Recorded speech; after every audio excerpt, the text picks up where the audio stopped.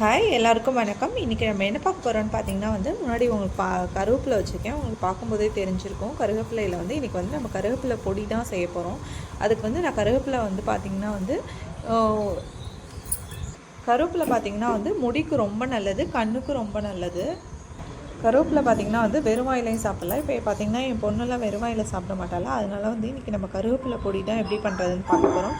பார்த்திங்கன்னா அதுக்கு பார்த்திங்கன்னா கருவேப்பிலை நான் இன்றைக்கி அம்மா வீட்டில் கருவேப்பிலை மரம் இருக்கிறதுனால கொஞ்சம் பறித்து வச்சுருக்கேன். நீங்கள் கருவேப்பிலை இல்லைன்னா கடையில் கூட வாங்கிக்கலாம். நம்ம முடிக்கும் கண்ணுக்குங்கிறதுனால நம்ம கடையில் வாங்கி கருவேப்பிலை மட்டும் கொஞ்சம் வாங்கி இந்த மாதிரி செஞ்சு வச்சுக்கோங்க. பொடியாக சாதத்தில் பசங்க சாப்பிட்லாம். பார்த்திங்கன்னா அதுக்கு கருவேப்பிலையை ஃபஸ்ட்டு நல்லா கழுவி எடுத்து வந்துட்டேன். கழுவி எடுத்து தண்ணியை நல்லா வடித்து எடுத்து வந்துட்டேன். எடுத்து வந்துட்டு இந்த மாதிரி நல்லா உருவி எடுத்துக்கோங்க கருவேப்பிலையை. இப்போ பாப்பா உருவராக பாருங்கள். இந்த மாதிரி ஒரு இலையாக உருவி எடுத்துக்கலாம்.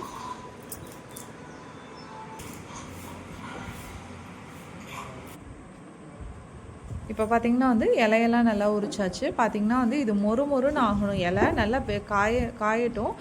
வெயிலில் காய வைக்கக்கூடாது, நிழல்லையே இருக்கட்டும். நல்லா பார்த்திங்கன்னா இலை நல்லா மொறுன்னு ஆகணும். இப்படி நம்ம நசுக்குனா அது நல்லா பொடியாகிற மாதிரி நல்லா மொறுன்னு ஆறணும்.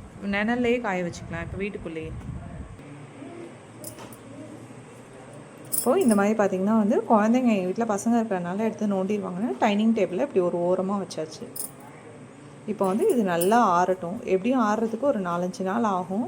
நல்லா மொறுன்னு ஆகிற வரைக்கும் நல்லா ஆறட்டும். அப்படியே வெயிலில் வைக்கக்கூடாது. வெயிலில் வச்சா இதில் இருக்க சத்து போயிடும். அதனால் நிழல்லையே நம்ம ஆற வைக்கிறோம். இப்போ பார்த்திங்கன்னா கருவேப்பிலை பொடிக்கு நான் ஒரு வாரத்துக்கு முன்னாடி கருவேப்பிலை காய வச்சுருந்தேன்னு சொன்னேன்ல. பார்த்திங்கன்னா இப்போ நிழல்லையே காஞ்சு நல்லா மொறுன்னு ஆகிடுச்சு பாருங்கள். உங்களுக்கு சவுண்டு வரும். இந்த மாதிரி நல்லா மொறுன்னு ஆகிற அளவுக்கு நல்லா நிழல்லையே காய வச்சுடுங்க. சப்போஸ் உங்களுக்கு நிழலில் காஞ்சதுக்கப்புறமும் லைட்டாக ஒரு மாதிரி இருக்கா அப்படின்னு நினச்சிங்கன்னா சும்மா 1 மணி நேரம் இல்லை 2 மணி நேரம் மட்டும் வெயிலில் வைங்க. லைட்டாக இந்த மாதிரி நல்லா மொறுன்னு ஆகும். அப்படி எனக்கு இன்னும் மொறுன்னு ஆகலை அப்படின்னு நினச்சிங்கன்னா இப்போ நம்ம பருப்பு இதெல்லாம் வறுப்போம்ல, அந்த பாத்திரத்துலேயே பார்த்திங்கன்னா இதையும் லைட்டாக வறுத்துடுங்க. வறுத்துட்டா இந்த மாதிரி மொறுமொறுப்பு தன்மை வந்துடும். ஆல்ரெடி நம்ம நிழலில் காய வைக்கிறதுனால லைட்டாக மொறுன்னு ஆகிடும். மோஸ்ட்லி முக்கால்வாசி ஆகிடும். கால்வாசி ஆகலைன்னா நான் சொன்ன மாதிரி வெயிலில் வைங்க. அப்படி இல்லைன்னா இந்த நம்ம இப்போ பருப்புலாம் வறுக்கலாம்ல, இப்போ நான் வறுத்து காட்டுவேன். அந்த பாத்திரத்துலேயும் இந்த கருவேப்பிலையும் சேர்த்து லைட்டாக வறுத்து விட்டுருங்க. இப்போ வாங்க எப்படி பண்ணுறதுன்னு பார்க்கலாம். கருவேப்பிலை பொடி இப்போ பார்த்திங்கன்னா நான் அதுக்கு என்னென்ன எடுத்துருக்கேன்னா, கருவேப்பிலை பொடிக்கு இந்த மாதிரி ஒரு சின்ன மீடியம் சைஸ் டம்ளர் எடுத்து அதில் 1 டம்ளர், அதுக்கு நான் அந்த டம்ளர் காமிச்சல, அதில் உளுந்து 1 டம்ளர் எடுத்திருக்கேன். இப்போது அதே டம்ளரில் பார்த்திங்கன்னா கடலைப்பருப்பும் 1 டம்ளர் எடுத்திருக்கேன். இப்போ பார்த்திங்கன்னா நான் காரம் பசங்களுக்கு முக்கியமாக கருவேப்பிலை பொடி இறக்கிறேன். காரம் சாப்பிட மாட்டாங்க. நான் 5 வரமிளகாய் தான் சேர்த்துருக்கேன். நீங்கள் வேணுன்னா காரம் இன்னும் கொஞ்சம் சாப்பிடுவீங்கன்னா இன்னும் 2 கூட எக்ஸ்ட்ரா சேர்த்துக்கோங்க. அதுக்காக அதுக்கப்புறம் பார்த்திங்கன்னா பெருங்காயக்கட்டி எடுத்து வச்சுருக்கேன். இந்த மாதிரி பிச்சு வச்சுருக்கேன் பெருங்காயக்கட்டியை சின்னதாக. அதுக்கப்புறம் பார்த்திங்கன்னா மிளகு 1 ஸ்பூன் எடுத்திருக்கேன். இதெல்லாம் மிளகும் வரமிளகாயும் காரத்துக்கு தகுந்த மாதிரி எடுத்துக்கோங்க. இப்போது ஸ்டவ் ஆன் பண்ணி பாத்திரம் வச்சுக்கலாம்.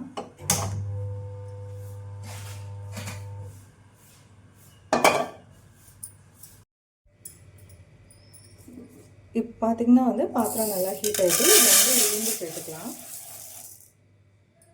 உளுந்து சேர்த்துட்டு இந்த மாதிரி கை எடுக்காமல் நல்லா வறுத்துக்கிட்டே இருக்கணும். நல்லா கலர் மாறுற டைப்பில் நல்லா மொறுன்னு ஆகும். இந்த மாதிரி கை எடுக்காமல் நல்லா வறுத்துக்கிட்டே இருக்கணும்.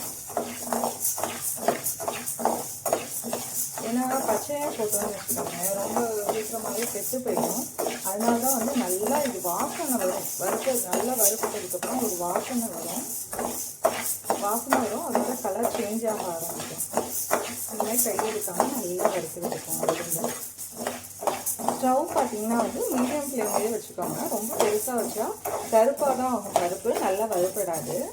இப்போது உளுந்து பார்த்திங்கன்னா நல்லா வறுப்பட்டுச்சு. நல்லா வாசனையும் வர ஆரம்பிச்சுட்டு கலரும் சேஞ்ச் ஆக ஆரம்பிச்சுட்டு இப்போ ஆரம்பிக்கிற ஸ்டேஜில் இது ஒரு தனி தட்டுக்கு மாற்றிக்கலாம். இப்போது பார்த்திங்கன்னா வந்து, அதே பாத்திரத்தில் கடலைப்பருப்பு சேர்த்துக்கலாம். கடலைப்பருப்பு சேர்த்துட்டு இந்த மாதிரி கை எடுக்காமல் நல்லா வறுத்துக்கிட்டே இருக்கணும். நல்லா கலர் வந்து மாறுற டைப்பில் நல்லா வறுப்பட்டுச்சு. நல்லா வாசனையும் வர ஆரம்பிச்சிட்டு கலரும் சேஞ்ச் ஆக ஆரம்பிச்சிட்டு இப்போ பார்த்திங்கன்னா அதே பாத்திரத்தில் கடலைப்பருப்பு சேர்த்துக்கலாம். இப்போ அதே பாத்திரத்தில் கடலைப்பருப்பு சேர்த்துட்டு இந்த மாதிரி கை எடுக்காமல் நல்லா வறுத்துக்கிட்டே இருக்கணும். நல்லா கலர் வந்து மாறுற டைப்பில் நல்லா வறுப்பட்டுச்சு. நல்லா வாசனையும் வர ஆரம்பிச்சிட்டு கலரும் சேஞ்ச் ஆக ஆரம்பிச்சிட்டு இப்போ ஆரம்பிக்கிற ஸ்டேஜில் இது ஒரு தனி தட்டுக்கு மாற்றிக்கலாம். இப்போ பார்த்திங்கன்னா வந்து அதே பாத்திரத்தில் கடலைப்பருப்பு சேர்த்துக்கலாம். கடலைப்பருப்பும் பார்த்திங்கன்னா வந்து அதே மாதிரி ஒரு நல்ல வாசனை வரும். இதுவும் லைட்டாக கலர் சேஞ்ச் ஆக ஆரம்பிக்கும் போது கடலைப்பருப்பையும் தட்டுக்கு மாற்றிடலாம். கடலைப்பருப்பையும் அந்த மாதிரி கையை எடுக்காமல் நல்லா வறுத்து விட்டுட்டே இருக்கணும்.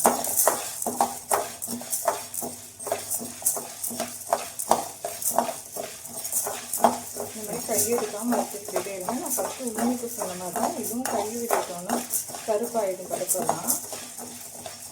பார்த்திங்கன்னா வந்து கடலைப்பருப்பும் பார்த்திங்கன்னா நல்லா வறுத்துட்டு கலர் மாற ஆரம்பிச்சிட்டு நல்லா வாசனையும் வந்துச்சு. இப்போ இதையும் அதே பிளேட்டுக்கு மாற்றிடுவேன். இப்போ அதுலேயும் வந்து பார்த்திங்கன்னா மிளகு ஒரு ஸ்பூன் எடுத்து வச்சோம்ல, அதை வறுத்து எடுத்துக்கலாம். இது வந்து கைவிடாமல் வறுத்துட்டே இருக்கும்போது பார்த்திங்கன்னா இது வந்து வெடிக்க ஆரம்பிக்கும்போது நம்ம அப்படியே நம்ம பருப்பு வறுத்து வச்சோம்னா அந்த பிளேட்டுக்கு மாற்றிக்கலாம். இதையும் நிறைய வறுத்துக்கிட்டே இருக்கணும். வறுத்துக்கிட்டே இருக்கும்போதே வெடிக்க ஆரம்பிக்கும். இது பாருங்கள் வெடிக்க ஆரம்பிச்சிருக்காங்க. நான் வறுத்து விட்டுட்டே இருக்கும்போது உங்களுக்கே தெரியும்னு நினைக்கிறேன்.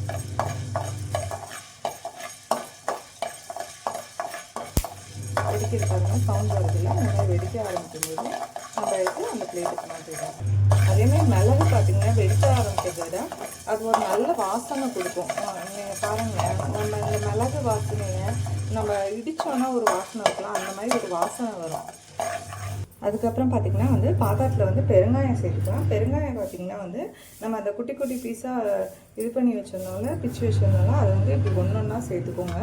பாத்திரத்தில் கை வச்சிடாமல் மெதுவாக சூடுபடாமல் சேர்த்துக்கோங்க. இப்படி தூரமாக இருந்து இப்படி வச்சுட்டு கூட வந்துடலாம். இது வந்து நல்லா பொரியும். நான் உங்களுக்கு காட்டுறேன் பாருங்களேன். இந்த மாதிரி வச்சிடணும். ஒன்று ஒரு மாதிரி பலூன் மாதிரி புஷ்ஷுன்னு வர ஆரம்பித்ததுக்கப்புறம் ஒன்றா திருப்பி விடணும். இப்போ பாருங்களேன், நம்ம உங்களுக்கு பக்கத்தில் ஜூம் பண்ணி காட்டியிருக்கேன் பாருங்கள். இதெல்லாம் புஷ்ஷுன்னு பலூன் மாதிரி வந்திருக்கு பாருங்களேன். இந்த மாதிரி வரும். இப்போ பார்த்திங்கன்னா வந்து நல்லா புஷ்ஷுன்னு வந்துட்டு பாருங்களேன். இப்போ வந்து கரண்டி வச்சு ஒன்றா அப்படியே திருப்பி விட வேண்டியதுதான். இந்த மாதிரி ஒன்றா திருப்பி விடும்.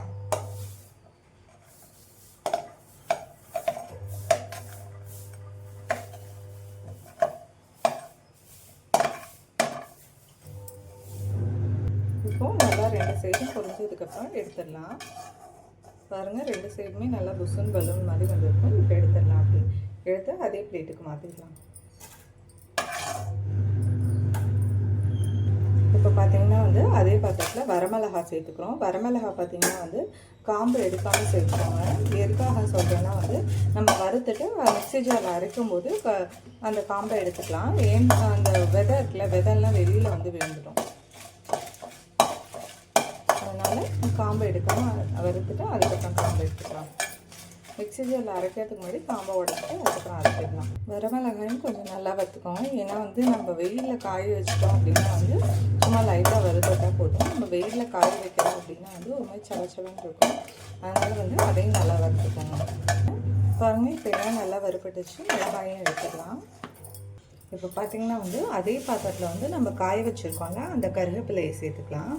நான் சொன்ன மாதிரி வந்து உங்களுக்கு வந்து மொறுன்னு இல்லை, நான் ஃபஸ்ட்டே சொன்னேன்ல, கருவேப்பிலை வந்து மொறு இல்லை அப்படின்னா வந்து இந்த ஸ்டவ்வை ஆஃப் பண்ணாமல் சிம்மில் வச்சுக்கோங்க. பெருசாக வச்சுக்காமல் இந்த மாதிரி நல்லா வறுத்து எடுத்துக்கோங்க. எனக்கு வந்து மொறுன்னு ஆயிடுச்சுங்கிறதுனால நான் ஸ்டவ்வை ஆஃப் பண்ணிட்டேன். அந்த ஹீட்லேயே இருந்தால் கூட போதும். சும்மா இப்படி லைட்டாக கிண்டி விட்டாலே அது மொறுன்னு ஆகிடும். நீங்கள் வந்து நான் சொன்ன மாதிரி நான் இப்போ ஸ்டவ்வை ஆஃப் பண்ணிட்டேன். நான் ஃபஸ்ட்டு சொன்ன மாதிரி உங்களுக்கு இன்னும் நல்லா மொறுன்னு வேணும். இப்படி லைட்டாக சிம்மில் வச்சுட்டு இந்த மாதிரி கிண்டி விட்டால் போதும். இப்போது கருவேப்பிலை பொடிங்கிறதுனால நான் கருவேப்பிலை வந்து நிறையா சேர்த்துக்கிறேன்.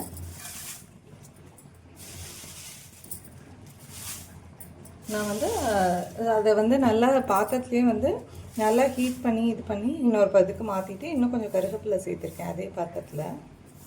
இப்போ பார்த்திங்கன்னா வந்து கருவேப்பிலை பொடிக்கு நம்ம அரைச்சி வச்ச பொடி, பெருங்காயம், வரமிளகா, மிளகு இதெல்லாம் ஆறிட்டு இருக்கு. ஆறினதுக்கப்புறம் மிக்ஸி ஜாரில் அரைச்சிட்டு நான் எப்படி கருவேப்பிலை பொடி இருக்குன்னு காட்டுறேன். இப்போது நம்ம வறுத்து வச்சுருக்கிறதுலாம் மிக்ஸி ஜாரில் சேர்த்து அரைச்சிக்கலாம். இப்போது மிக்ஸி ஜாரில் அரைக்கும்போது இதுக்கு வந்து தேவையான அளவு உப்பு சேர்த்துக்கலாம்.